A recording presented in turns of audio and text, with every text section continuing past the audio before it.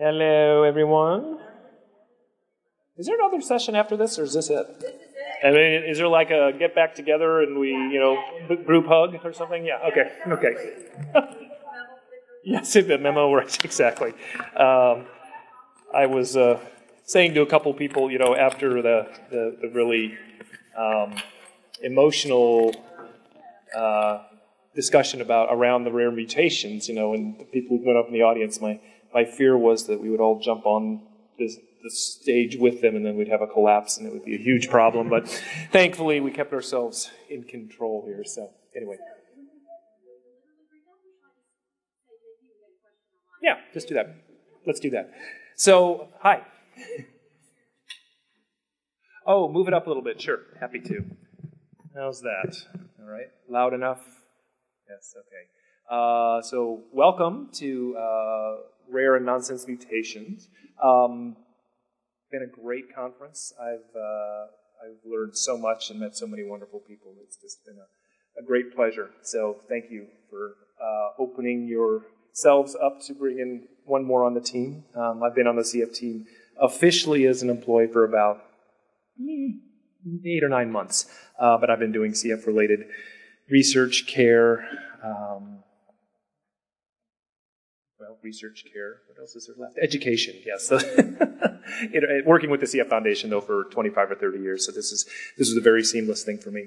I know people have talked a bit about their stories of how they got into CF, and I just was going to quickly mention how I did. I was in medical school trying to figure out what to do between my 3rd and 4th years of medical school, and I had a friend who was getting an MD, PhD, which is a hell of a lot of work, and I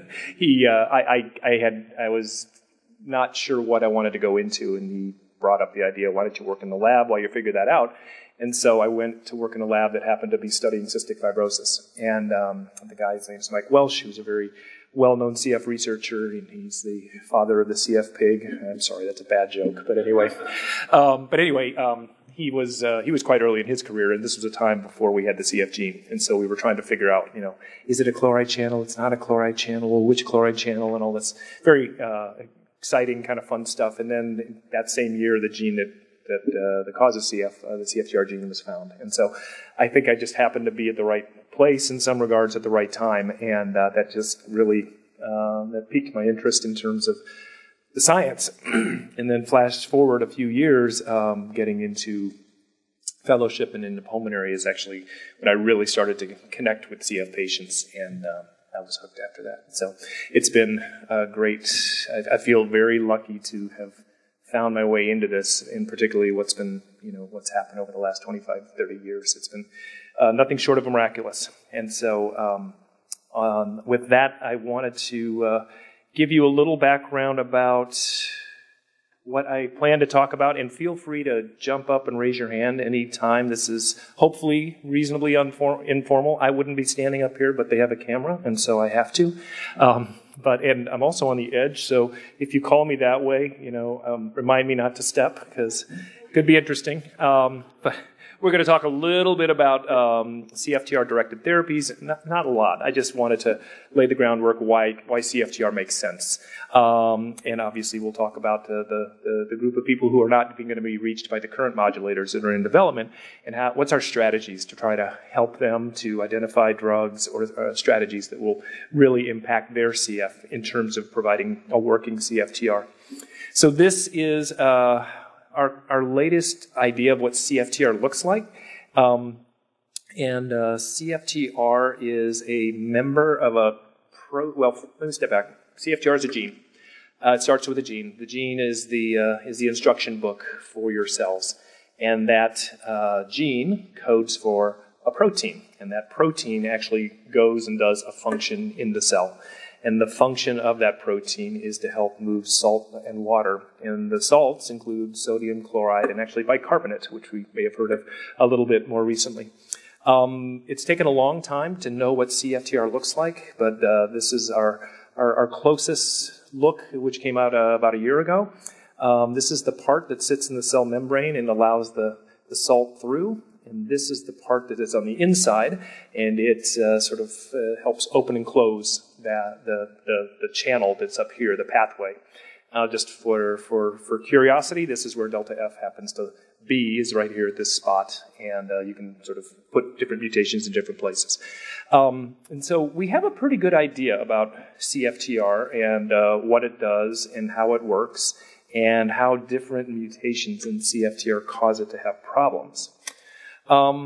We've also learned something very basic from doing studies of drugs like Kalydeco and so forth. When we started, or when the CF Foundation and researchers really started to develop drugs that really try to make CFTR work better, that's basically what a modulator does, we had no idea if that would actually make a difference. we assumed that based on what we could see in cells and so forth, but there was really no blueprint to tell us that that's actually going to make a difference. Can you activate something well after the problem has sort of been established? Can it actually be beneficial down the road like that? So this is, although it sounds so obvious at this point, we didn't really know if making CFTR work would help CF patients. And that's what we really learned with the first studies of Kalydeco. These are the results of those studies. And again, Kalydeco is a drug that helps open CFTR. If the primary problem is it's where it should be, it's just locked shut, it's really good at opening it. And what we found is that in those people in which that was the problem, the G551D group, starting a drug like Kalydeco made dramatic improvements in a lot of things very quickly. This is the lung function measurement that went up within 2 weeks. This is the risk of exacerbations cut in half. These are the respiratory symptoms that also improved within 2 weeks. This is weight gain over the span of the study. And in addition to that, how mucus moves. There's some evidence now in younger patients that the pancreas works better. There's some evidence that CF-related diabetes is less. There's even some evidence that infections are improved. And so, point is, it was a resounding gong to tell us, CFTR is a good target. And that really is the reason that we are spending so much effort to try to make sure everybody gets access to CFTR therapies. So what does it matter in the long run? And those are things I showed you in the short term. This is just a cartoon of someone who, at the age of 6, when we start kind of routinely doing lung function measurements, let's say that they happen to have the G551D and they don't have a modulator. This is kind of how we would project their lung function over time to change. And certainly, as time passes, new therapies come on board. But the point is, there is a decline, and the symptomatic therapies are good, but not good enough. When you add ivacaftor to the mix, you change that path, that loss of lung function over time. In fact, it may be if you start it before they have lung function, it never goes down. We don't know that. We hope so. That's kind of that's the goal we want to get to, is people are starting medicines before they have any lung damage. But the point is, if you follow this out, we're talking 70s and 80s and having reasonable lung function. So for that reason, we feel like it's really critical that people have access to CFTR therapies.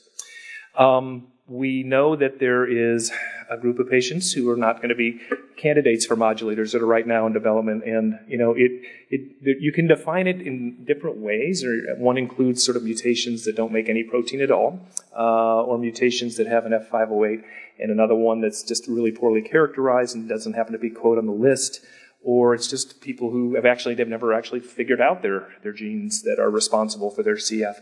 But there's actually more to that. I mean, I think this is a way to look at it, but there are going to be other patients who are not able to benefit, be it they can't tolerate the medication, or I don't know if access in the U.S. will be as much of an issue. Obviously that's something that will have to be addressed as we come out. But point is, there's going to be people out there for whatever reason. Maybe they're on another medication that interacts, but there's going to be a larger group of people who are not able to fully benefit from modulators.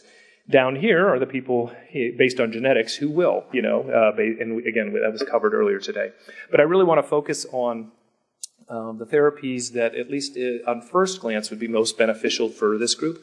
I think another point to make, though, is these things that we're going to talk about, many of them are actually going to be beneficial to this group in the long run, particularly if our goal is to make CFTR normal and to cure CF. And so modulators are a great step, and Winston Churchill, would he say it's the end of the beginning or the beginning of the end or something like that? But point is, it feels like we're at an inflection point, but there's a whole other side to this equation, I guess. Getting people onto effective CFTR therapy is a great first, or a really important goal. And then there's the cure question, and that these things probably are going to come in a kind of sequential sort of way. So what are some of the challenges that come with rare mutations? Well, first of all, there's a lot of them. The CFTR gene is made up of about 1,480 building blocks, which are called amino acids. And it has been shown there's about 1,700 different ways that gene can be messed up. And but interestingly, or unfortunately, there's about 1,000 of these mutations, and where less than 5 people in the world actually have it. So there's a large group of mutations who have very few people in any of those groups. And as you can probably guess, those are a tough group to do clinical trials with. You're never going to get enough of the same all sort of put into a clinical research protocol. And so if you look at those 1,700 a slightly different way, there's about 900 of them who actually make CFTR protein. And I think I mentioned early on, you got a gene. Gene is the blueprint. The protein is basically a translation of the gene into something that goes and performs a function. And so about a little over half of those mutations have protein. So there's something available to theoretically work with that a drug like a modulator might work with. And of those 900, about 658, that change is small enough that at least theoretically these modulators are worth figuring out if they may be, if they are responsive. But then there's about half, or 800, in which there is no CFTR. And those are people who have these nonsense mutations, which I'll talk a little bit more. There's some other mutation types, splices, deletions, and frame shifts. And there is about 5% of people with CF, and that's all they have, only those types. And so those people are really the ones who, where many of the things I'll be talking about will be the most beneficial now. But as I mentioned, may of course be important to other groups as these things mature. So the first strategy I want to talk about, which I mentioned at the plenary, was theratyping, and this is a sort of a made-up word. It didn't exist. I don't think you'll find it in Webster's dictionary. But the concept here is that you use medications or drugs to sort of understand a mutation. And the general idea here is you have a cell, and that cell is easy to grow and very reproducible, and so you can actually feel confident about the results that the things you learn in that cell. And then you put a CF causing gene in there, and then you study how it responds to different modulators. And we've landed on a cell that doesn't make a whole hell lot of sense, called a Fischer-Rath thyroid cell, or FRT. So you may see that at some point.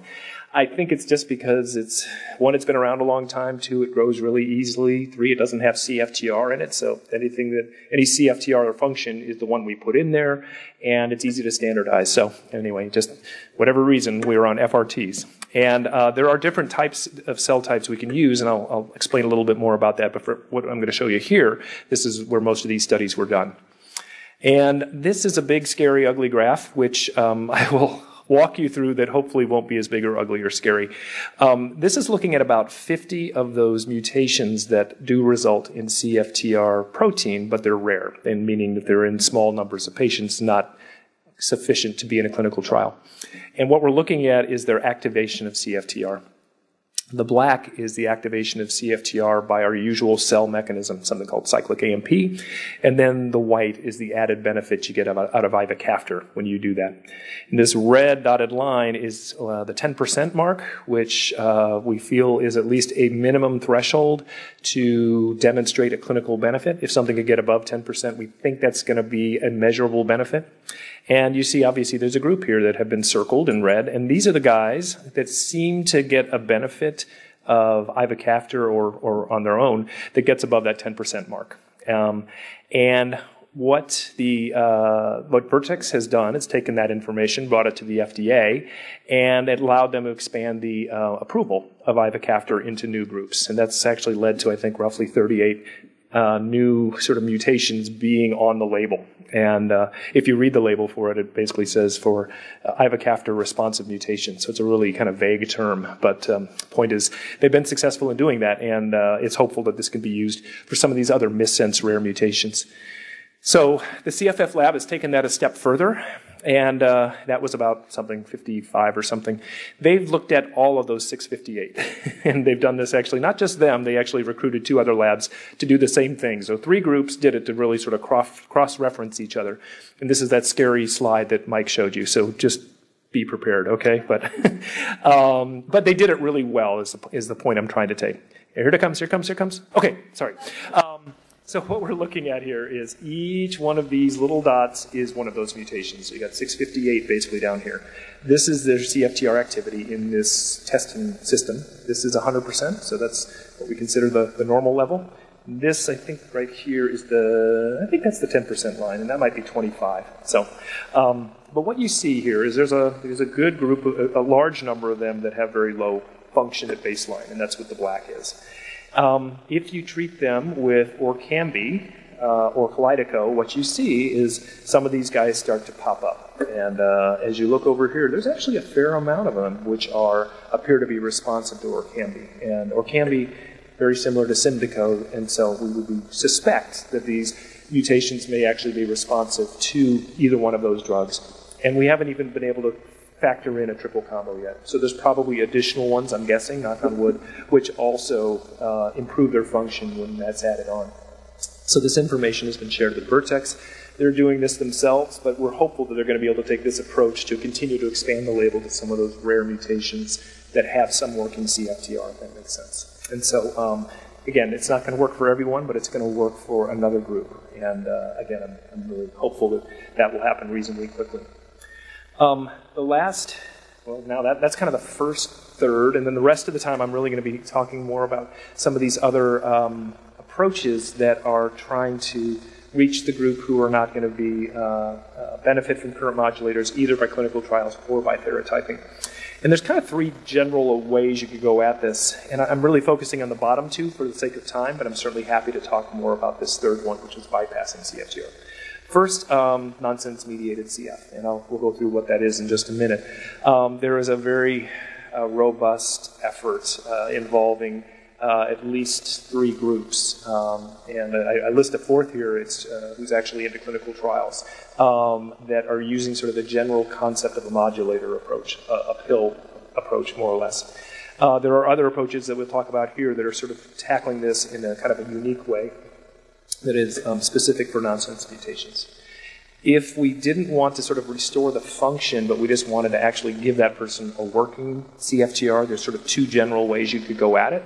One is to give them mRNA, and I'll describe what that is, but that's one of the sort of steps between the gene and the protein that we could give them back just a normal one as a replacement, if that makes sense. Or you can do a DNA approach, which is really what gene transfer, gene therapy is. And then finally, up here we know that CFTR helps move sodium and chloride the right way. There are ways that we can normalize or make that salt move more correctly even without CFTR. There are blockers of sodium transport which can sort of do one of the functions of CFTR. There are alternate chloride channels that we think can substitute for CFTR, and if we can activate them in the right way, in the sort of the right relationship, we may actually be able to sort of get around the absence of CFTR. So I'll talk a little bit about some of those too. In regards to the efforts, money talks at least in some regard, and I think this is really here just to sort of highlight that the CF Foundation has a pretty firm commitment to attacking these issues, and they're doing it on several different fronts. Some has to do with drug discovery, which again are these modulator approaches, which are sort of highlighted above. And I guess I take you to the right here. This is kind of the projected support for these different approaches. RNA therapy, gene editing. These are really focused mostly on some of the tools relevant to these. But when you start adding this up, it's significant. And I think Mike actually had a higher number. I am at 72. I think he pushed it up to 90 today. So point is, it's significant. And it's a lot of what we're thinking about right now. So here comes my really high-tech animation. And you're going to be impressed, especially Sarah, who's sitting back there. She's rolling her eyes. She helps head our communications. So I want to help you understand what's going on with nonsense-mediated CF. So this is a strand of mRNA, which is basically a blueprint that came from the gene. The gene is actually sort of the instruction book. The mRNA is like a blueprint that is derived from that, and it also is kind of the place where the gene gets turned into a protein, and they call that process of turning it into its translation. And so, so here we have a change in the building blocks, basically, in the gene, such that it has what's called a stop mutation, also known as a premature termination codon, also known as a nonsense mutation. It all has sort of the same name, but it's basically a stop sign that doesn't belong here. And what happens is, see, that was good. Do you want to see it again? Isn't that awesome? So that was the ribosome making a protein, which that was way too high-tech to put the protein in there. But what happens is there's a stop point. So first thing, you have to be able to get that ribosome that's making the protein to read past the stop sign. And everything beyond it, theoretically, is normal. So one, you got to get past it. Two, having a stop sign in the mRNA makes it sort of inherently unstable for reasons that are, it's complicated. That's the simple answer. But for when it's not around, or when it has the stop sign, your cells tend to break it down. And so there's kind of two things we have to think about to restore function to these mutations. One is to get drugs that help to read past the stop sign, and two, to make sure that the amount of mRNA is enough, so you're actually getting enough functional protein. So there's sort of two parts to this process, at least, that we think are going to be important for developing these types of drugs. There is as I mentioned before, there's a fair amount of activity in this, and these are in different different sort of stages. Obviously, PTC Therapeutics, who was developing Adalurin, they did receive a fair amount of support from the CF Foundation. The activity was insufficient to really be beneficial in a measurable way to enough CF patients to gain regulatory approval. The company was able to get approval for Duchenne's muscular dystrophy, but they've really pulled out of the CF space. And I will have to admit, in our hands, I will say, I'm speaking sort of for the CFF lab, it's been hard to demonstrate that the drug is really reliably effective with these stop mutations in the laboratory. There is a team down in Birmingham at Southern Research Institute and the University of Alabama at Birmingham who are in the midst of a very significant screen. And basically they're trying to identify compounds that ultimately perform the function we want, and if so, then we can sort of hopefully make them into, quote, a drug, something that you could take that is tolerable and gets absorbed and goes into your body and does the thing it's supposed to do.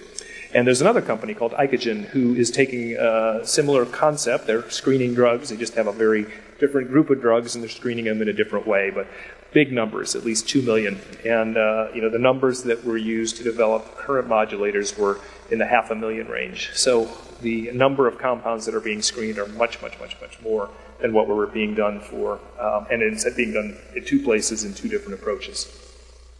So I'm gonna go full nerd on you for just a moment, but I'm gonna show you just some examples that there are some drugs, or I'm going to call them compounds because they're not really drugs yet, but this process has been able to identify some drugs that can do some of these things, like suppress stop mutations. So what we're looking at are results from this cell type, the FRTs, in which we've put the stop mutations into them. And then we try to activate them the normal way, which is cyclic AMP. We've added the extra boost of ivacaftor here, and then at the end we put on a blocker just to prove to us that it's actually CFTR, that after we've activated it, we've closed it. And we're looking at 3 different mutations here, one called Y122X, one called G542X, and one is W1282X. And down below is a control list Delta F508. All, again, studied the same way, the same cell types. And what you're seeing here is in the presence of these drugs, you actually can see some activity. This is 10 micromolar, which is a lower concentration, higher concentration. And this upswing is CFTR activation. But the point I wanted to make is it kind of varies. This mutation does not look like this mutation, doesn't look exactly like this mutation. And I think the point is the different stop mutations may sort of perform differently with the types of medicines. And the other thing that we've also learned is that adding drugs like VX-809, which basically is half of, it's basically, or can be, helps. It helps these, once you've made the protein, you actually can make it work better if you add some of the currently available modulators to the mix. So I think our future in this space is going to include even drugs that are approved outside of nonsense CF but may actually be beneficial on top of drugs that help to stop mutations. So there are 3 programs, again, a few other programs I wanted to highlight that are kind of nonsense specific. One is ReCode.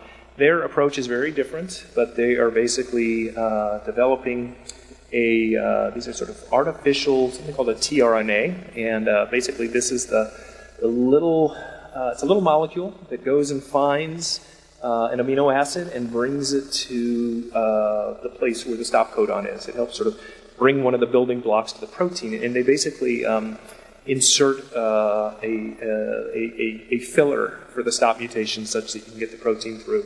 So it's a really novel approach. It's very much just at the cell level, but it's a neat concept. Elox is a company that is based out of, I think they're out of Israel, if I'm not mistaken. They are doing studies.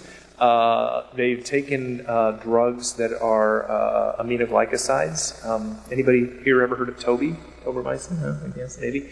So Toby is an aminoglycoside. And that class of drugs are known to go and bind to that thing, the ribosome.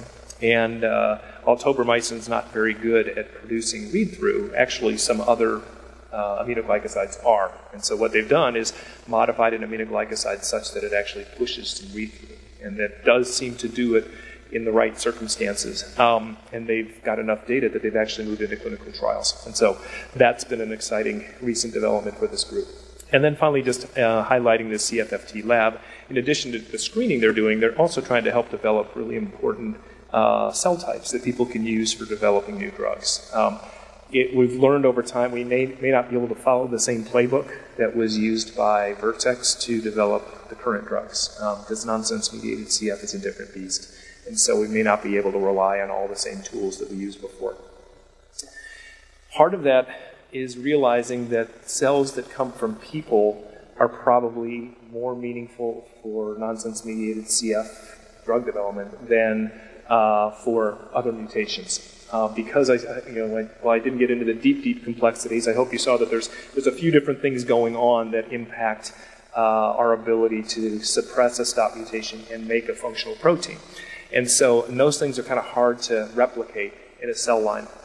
So the CF Foundation and the TDN have undertaken obtaining specimens from people who have 2 stop mutations. This study is called RARE, and to date we've obtained cells from over 50 subjects who have 2 stop mutation causing CFTR mutations. And the cell types that we get include nasal cells, blood that we bank for stem cell development, and also rectal biopsies. And you're going, awesome. Well, I'll tell you about why in just a minute, but there's a reason. So when we think about patient-derived cells and model systems, these are basically cells that come from patients who have a given mutation that we can then study in the laboratory. And if we want to develop a drug using these cells, they have to be able to grow, replicate, and be sort of predictable, if that makes sense, and hopefully not too complicated. So we can sort of go 3 different routes. 1 is the GI tract, 2 is the airways, or 3 are the stem cells. They all got pros and cons. And we've gone with all of these, but these are sort of at different levels, and I'll sort of highlight what those are. But they're all places where CFTR is expressed. I'm sorry, I've got a little sniffle going on here.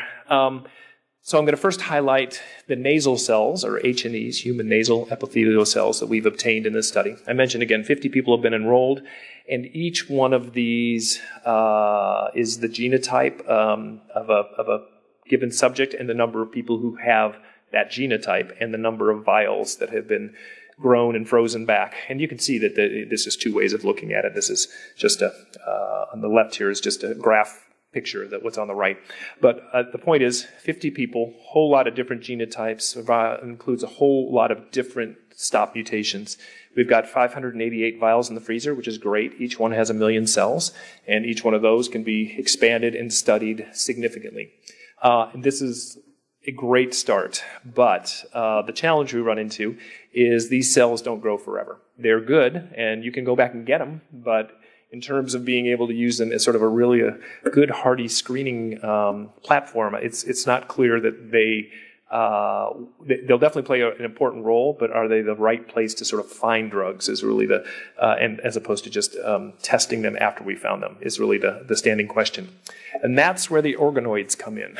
Turns out, so organoids are, these are structures that are derived from a cell type that is in the GI tract, and they are called progenitor cells. And progenitor cells are basically cells that give rise to all the cells that line the GI tract, and they're found sort of in this one part of the tissue. It's called the crypt, and there is lots of them in your rectum. Well, there you go.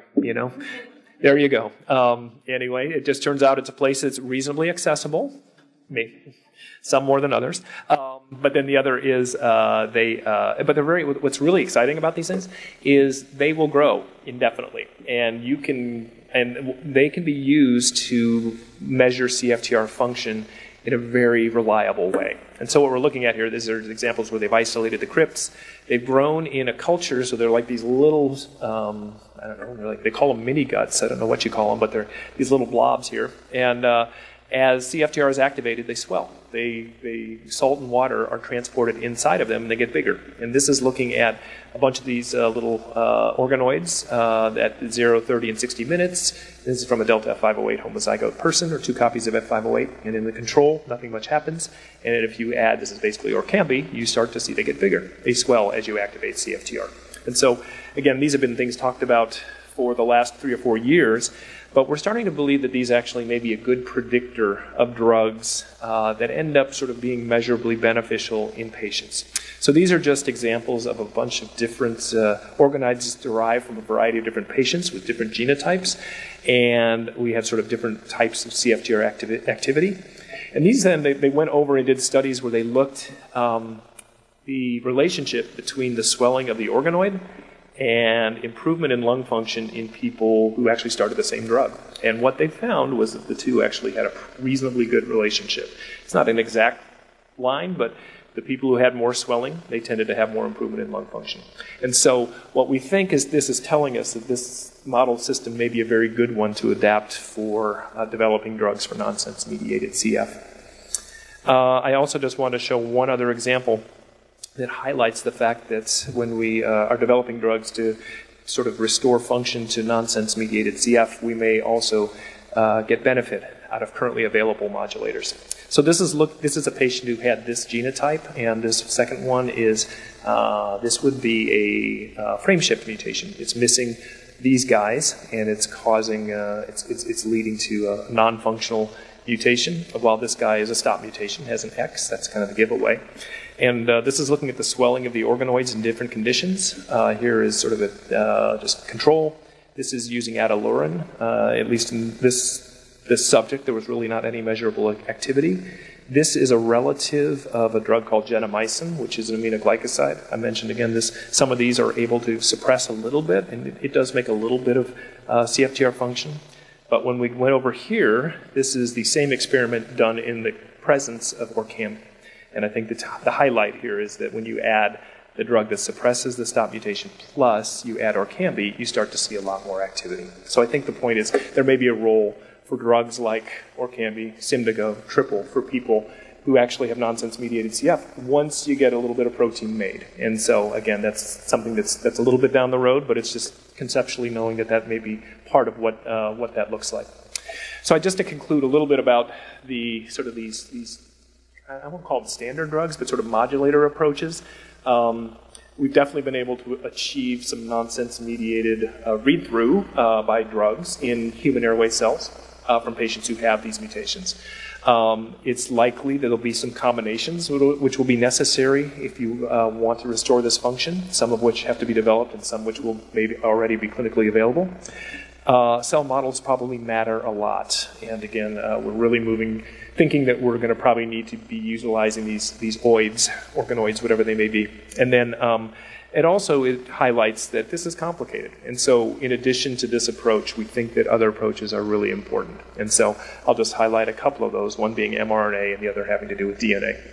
So these are a little more futuristic, but maybe not as much as you may think.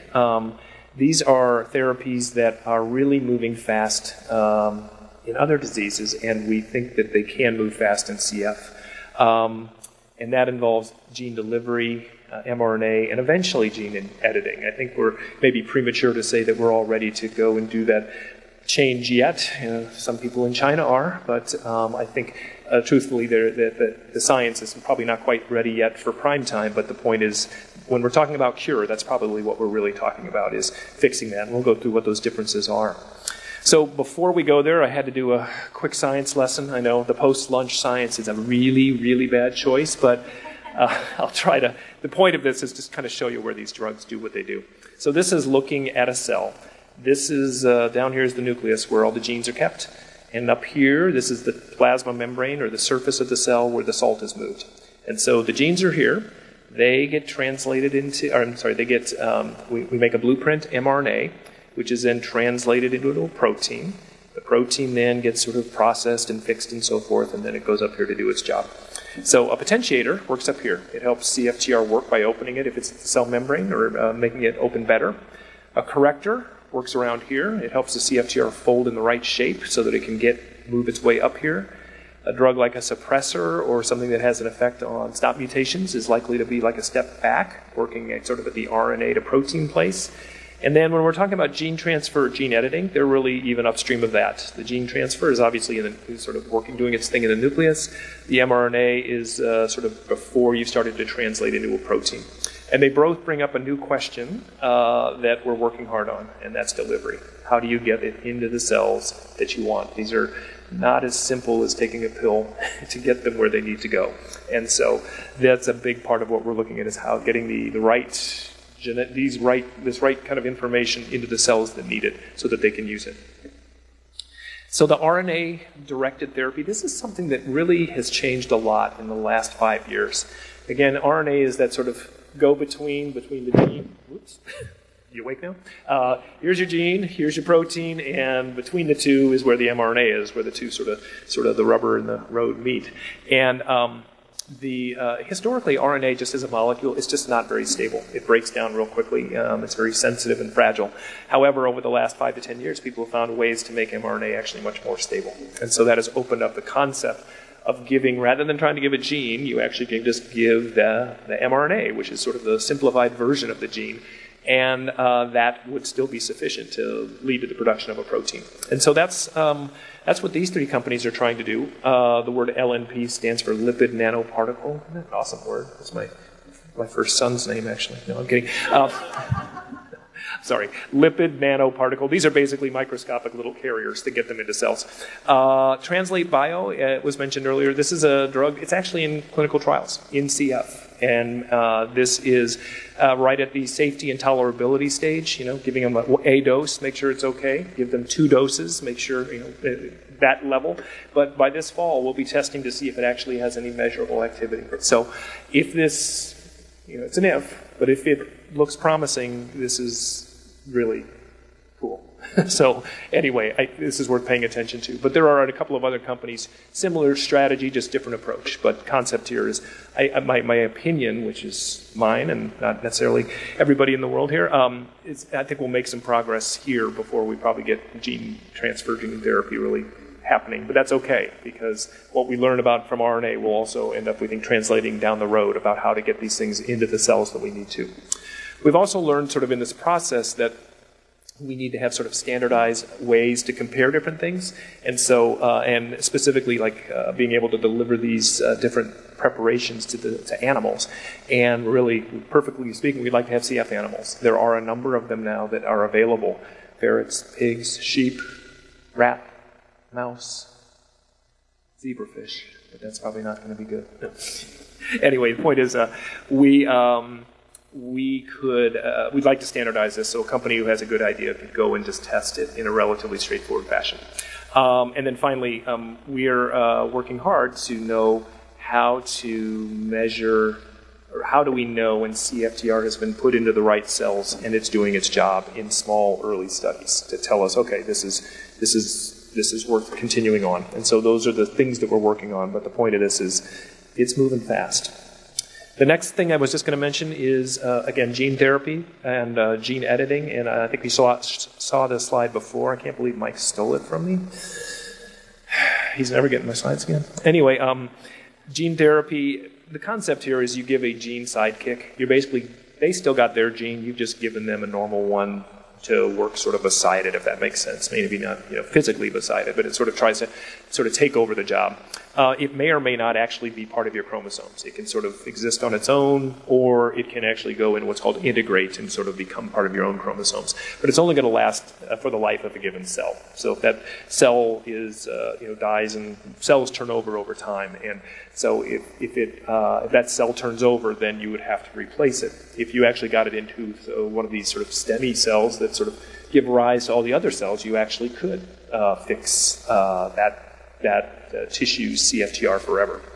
Gene editing is where you basically go in and they call it molecular scissors, but you basically cut out that little piece of DNA that's not correct in the person's gene, and you substitute it with the correct gene, or the correct piece. And so you've actually fixed their CFTR as opposed to replaced it. And obviously this is a relatively new thing. It's only been around a handful of years. We've learned a lot, and there's a lot to learn, is the bottom line. It's tricky because you have to get a lot of things in the right cells at the right time and make sure it's getting to the right place, not causing some unexpected correction that doesn't belong there. All of a sudden you've created a new problem. But the point is, we're learning a lot, and it's moving very quickly. I guess the other thing I want to mention is, many people here may know that the history of gene therapy in CF is not a very good one. There were 18 clinical trials in the 90s and early 2000s which were unsuccessful. I think what's different now is we understand both the gene, the cells that we need to get into, and the means to do it much, much better than we did before. The whole concept of gene editing didn't exist before. And the gene therapy has really exploded in a number of other diseases. There's over 300 clinical trials going on that include gene therapy outside of CF right now. Many of them are for bone marrow diseases, but not all of them. Some of them are eye diseases, some of them are liver diseases. But the point is, it's really moving fast, and we're trying to tap into those people. I will admit the lung is a tricky and difficult target. However, these are people who are showing really great success, and we think that we can learn from them. I just wanted to highlight a few programs that were sort of in process right now.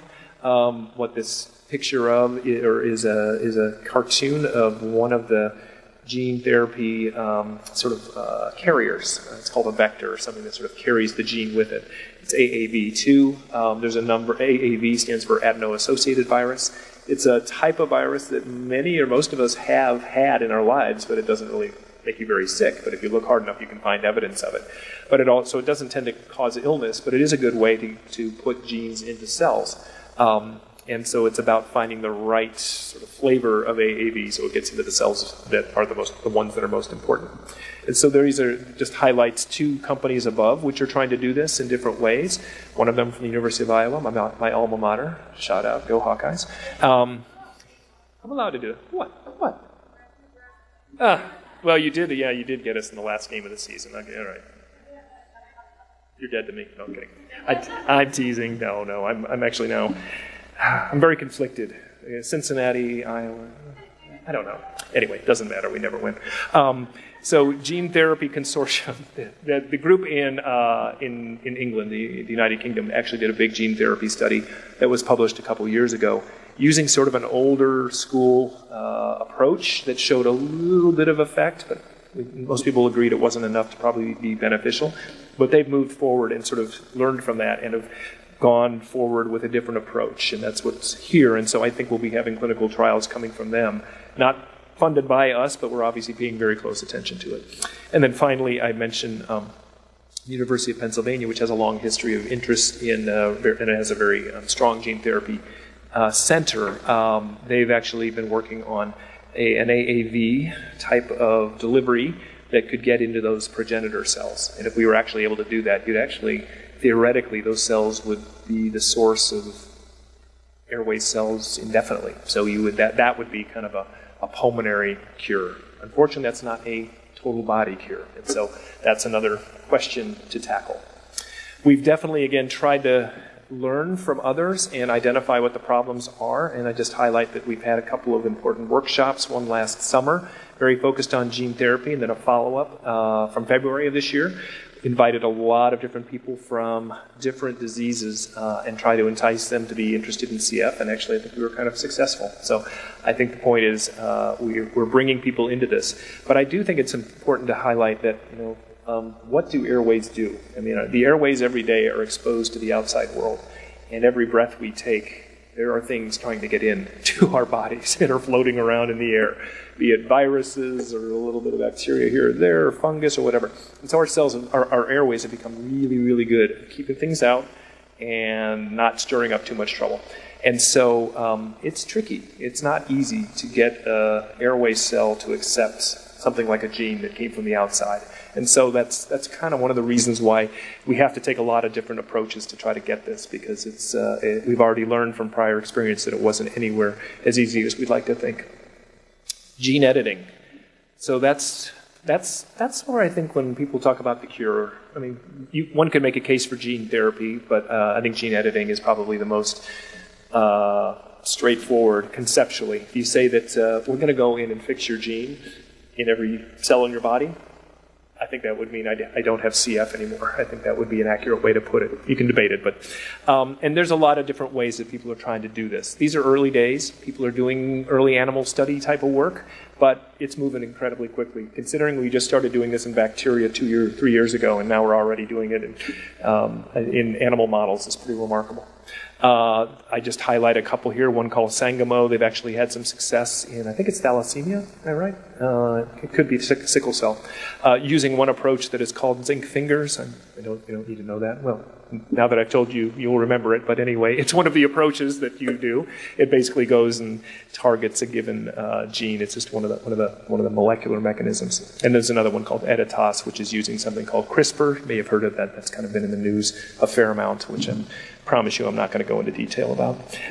There are a couple of other approaches which are really interesting. One is called PNA, which is protein nucleic acid approach. Basically, it's using a specialized type of protein which is able to go and edit in a very unique way. And there's some really exciting animal studies in CF mice, actually, which suggest this might be effective. So, again, early days, but exciting. And then finally, just highlighting that we had a very specific gene editing workshop, and again, trying to learn what are the tools we need now to set the stage for this to become a reality. So I guess I hope I've been able to send the message that there's a lot of science that is moving very fast for rare mutations, and not all and probably more importantly, too, not all rare mutations are the same. Some are nonsense, some are frame shift, some are deletions, they're different, some are missense, and how we go after them probably varies a little bit. There are some strategies that are logical for any of them, but there's some strategies you just have to be very specific for a given type of mutation. We are certainly funding lots of efforts to try to solve some of these challenges, and I think we're making progress. We are trying very hard to bring new technologies to CF and bringing people in who are having successes in other diseases. And it is interesting. We're not unique. It's the number of people who are trying to do gene therapy for airway diseases is very low. So, in epithelial diseases in general. So, it's not a unique problem for CF in that regard. And I hope you also got the sense that we're really getting much smarter about all these different approaches, RNA transfer, gene replacement, editing. And I didn't go into detail here about stem cells, but we've also made some great progress and developed a working group for that. So, coming around the bend, these are the folks who I begged, borrowed, and stole slides from, and the ones I didn't make. And I am more than happy to answer questions that come up. But I know it's been a long conference, so you may just be chill. I don't know. It's hard to say. No. All right, thanks. So, okay, both my children have CF, and I have one nonsense mutation, 394 delta TT, and a cluster of polymorphisms that act together as a mutation. Our centers say the modulators are not approved or available. Will there be studies to heterozygous nonsense with a lesser mutation available, or are they being done now? Any treatment in the pipeline? They are pancreatic insufficient, but not in... Oh, that is interesting. All right. So this is a really rare one, wherever you are. I'm thinking that this first mutation is, my first thought is it might have been a frame shift, but actually I think it may be a splice. I'm sorry I don't have my little thing to cheat and look it up, but the fact that they had pancreatic sufficiency till age 12 makes me think they had a little bit of a functional CFTR. So this is one of those situations where you have a patient who's got two very rare mutations. I would say the things that are closest in the pipeline would be a medication like, a study like the one looking at the mRNA, which I was mentioning, which is being done by Translate Bio. I would be curious, if their unusual mutation has some sort of partial function. So, short answer is, feel free to email me, and I'd be happy to talk to you a little bit more about it, because you're right, this is one of those extremely rare ones that are not well understood, and it would be very interesting to find out if it had any sort of measurable activity. It would make me think it did, though, based on the fact that your pancreatic function was around till age 12. So, interesting. I'm giving you a non-answer, but I'm happy to talk more with you about it if that would be helpful. So, jclancy@cff.org. Very easy. A really simple question. Yeah. The crazy slide with all of the mutations on the bottom. Yeah. Is there a place we can look at that more closely and actually That's a see good that data? Yeah, it's a good question. I will say yes soon is the short answer. It is, so it was generated by and large from the CFF lab and also two other researchers who are listed here, Phil Thomas and who's down at UT Southwestern. And I think actually Eric Sorscher, I'm sorry I forgot to put his name down at Emory. I think they all three did the same experiment and wanted to sort of cross-reference. And I know they're moving towards publishing it. So it's a fair question. I know it should be, and I think it's in process, but it will be. Short answer. How's that? I know they've shared it with Vertex, and ultimately, if they want to expand the label for something like Orkambi or something, Vertex officially has to do that, if that makes sense. So.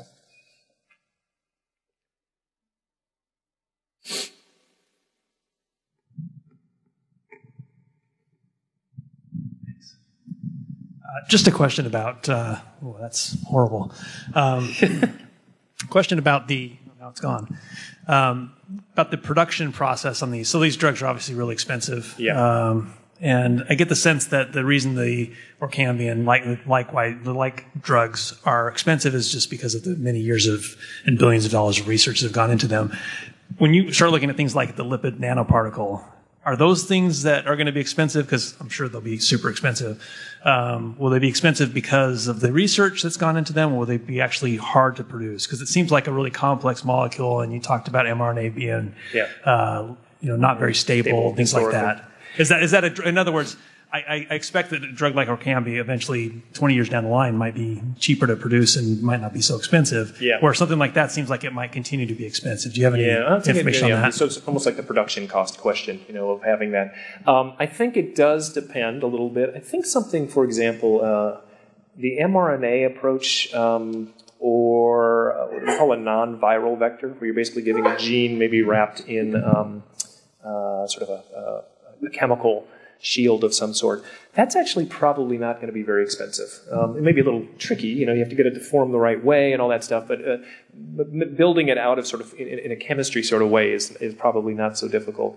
Some of these viral vectors are a challenge. I'll be the first. In AAV, which I've mentioned to you, we've made some great progress. Historically, it's been very hard to make enough AAV such that you could really, they call it scale up, have enough drug that you could really treat people, a lot of people, effectively. And they've overcome that. It's able to be grown up at much higher titers. But you're right, that is a challenge. And in fact, when you think about some of these, for example, protein replacement therapies for other disorders, like lysosomal storage disorders, these are, again, things that are other rare diseases where you have to sort of build the protein in a cell. You have to, think about the complexities of got to grow all the cells the same way, keep them from getting contaminated. It's got to, be able to isolate this. It's making protein therapies is complicated. And so viruses it depends a little bit on the virus. Some are harder than others. But that's a very good point. Yep. These could have higher production costs than pills, basically.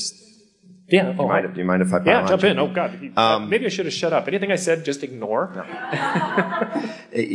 I would, I just caution you that it is not, I don't think you can draw a clear correlation between the cost of production or the cost of R&D and the price of a therapy. Yeah. Spent a little time in the pricing, kind of in the quasi-pricing world. I think a better way to think about pricing is that a manufacturer will create a price that will maximize their return, hard stop. And I just think we need to be a little bit more transparent about that. We don't have any control over pricing as the CF Foundation, but I think when a manufacturer is thinking about their price, they're trying to understand what a payer will pay and what the market will bear, and then they're going to set a price. And I think, because if you think about it, Orkambi, Kalydeco, Symdeko, they're all small molecules. They're not biologics. So their manufacturing cost is actually tiny. I mean, making a pill is actually really cheap. Making an injection is actually a large molecule, very expensive. So I would just caution, I think everything JP said is, I would never contradict JP Clancy. It's just a really stupid thing to do. But I would not necessarily assume that pricing and production cost are correlated. That is true. There's more to the price than the price. How's that?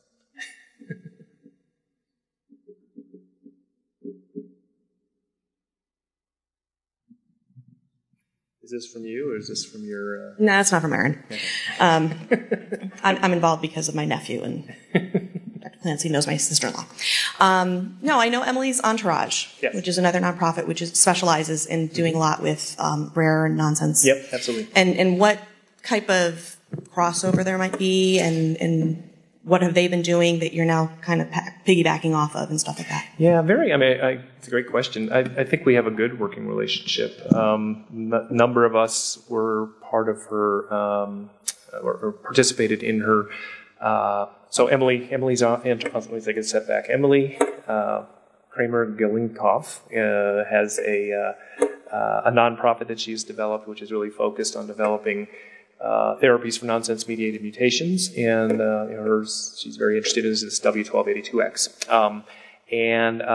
She has partnered with us in the whole RARE project. She's helped us develop tools to recruit patients into that. She actually came to my center and participated and reached out to her network to be part of, to sort of engage people in this study. So I think we have a good relationship. She also had a symposium that was at the University of Pennsylvania earlier this year where many people, that was really all around, nonsense-mediated CF, and a number of CF people participated. So we interact with her quite a bit, and I would say that we're very complementary in a lot of what we're trying to do. So, oh, there you go.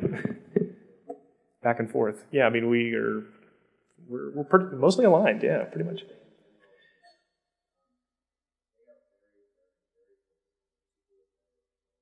Right.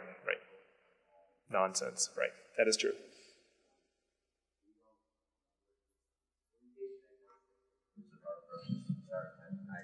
There's people online. I was just saying, I think it is very complimentary. We wish everyone success. I think they are a bit more focused, a bit more narrowly focused than we are. They're on 1282X. We're on basically every single nonsense mutation. But I do know that JP and Bill and Martin and Chris have all spent time talking with their scientists.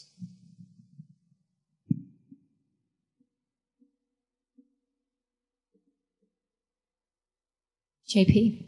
Yes, ma'am. Could you talk again about our therapeutic project, and now that we've screened all 658, what the process is going to be, and what you think the process will be for when Vertex will bring those to the FDA?